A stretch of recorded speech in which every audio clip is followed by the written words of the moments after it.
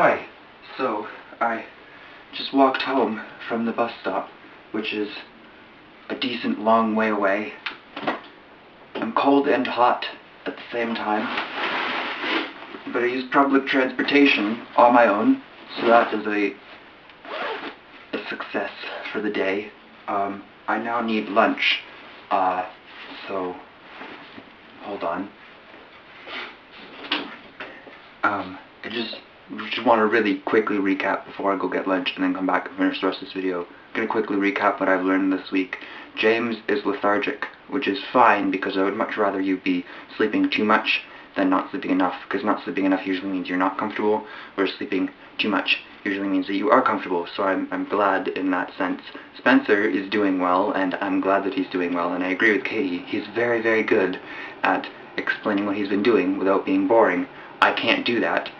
Katie does a better job at it than I do, mostly because nothing happens with me. So, it is really hot. Katie is also doing fine. Things are good. I'm going to talk about the basket when I get back, and maybe Sopa slash Peepa. Peepa. I need lunch. Okay, so the basket metaphor. Katie was telling me about this a few days ago, maybe a week ago, I don't know, some time ago. And she was saying that occasionally people lay emotional eggs where they tell people their problems or explain deeper stuff about themselves to other people, and so they lay an emotional egg, and the person that's being told this stuff acts as a basket or a home for that egg, somewhere where the egg is safe. And that's all well and that's all good, but I don't really know if I like this metaphor. I'm not sure. I mean, it covers the fact that people lay eggs and some people hold eggs, and of course you can be both, I would suppose. You are a egg-laying basket, then, which is just a strange thing to visualize. But yes, some people lay all their eggs in one basket, which probably isn't the best thing to do. Some people spread their eggs out across too many baskets. Probably not the best thing to do either. Some people just don't lay eggs. Some people just aren't baskets. It's really confusing. I think it's really interesting, but I also think that it's sort of missing a side to the story. You know, like when somebody lays an egg in somebody else's basket, this suddenly sounds really sexual. We're making babies here. But when somebody lays an egg in somebody else's basket, usually the basket isn't just so passive as to give that egg a safe home. They actually talk it out and do something to help the person who laid that egg, help them out, help them fix their problem, or at least make them feel better about their problems.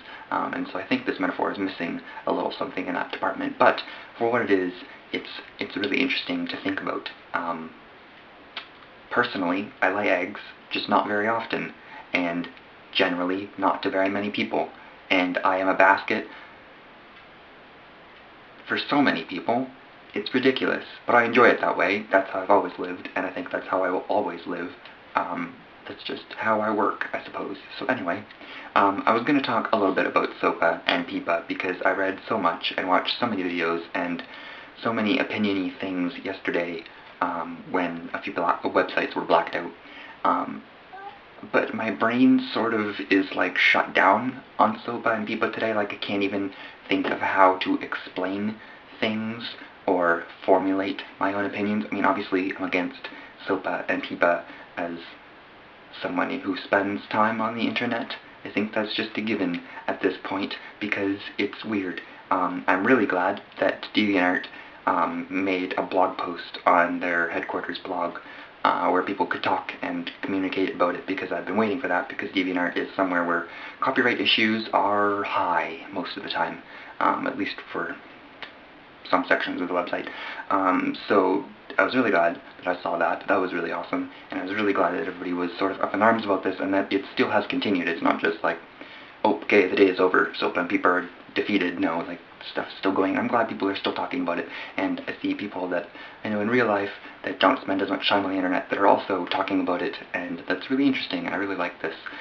But the one thing I wanted to talk about is something that I saw on Tumblr, which was that people are finding that teenagers are really involved in their politics right now because of SOPA and Peepa. They want this to stop, and yet worse things have been passed in government before. Worse things have happened, and we sort of just let that slide because it doesn't really affect us, and that we need to be more interested in what's going on in our politics at all times, not just when it affects us directly. And I think that's very interesting, and I think that has something to do with the fact that as teenagers we are sort of more selfish and more self-centered, and we sort of grow out of that when we get more towards adulthood and we sort of gain a more worldly perspective of things. But it is very interesting, and I just wanted to talk about that just for a second. I'm going to go now and do stuff. Not really sure what, but I will see you guys next week. James, I will see you on Monday, and this has been fantastic. I really love ending the week. It's quite nice, because I can just talk, and nobody has to respond to me until over the weekend. So, I don't know why I like that. It's just cool. So, I will see James on Monday. Bye.